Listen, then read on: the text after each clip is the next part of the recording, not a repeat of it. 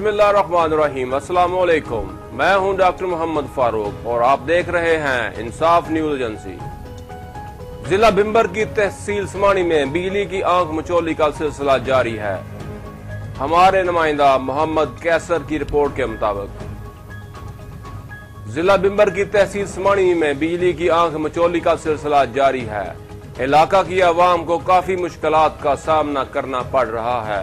लोग पीने के पानी को भी तरस रहे हैं। निजाम जिंदगी बुरी तरह मुतासर हो रहा है। आवाम बिलबिला उठे। लोगों ने अरबाब इख्तियार से रहम की अपील कर दी।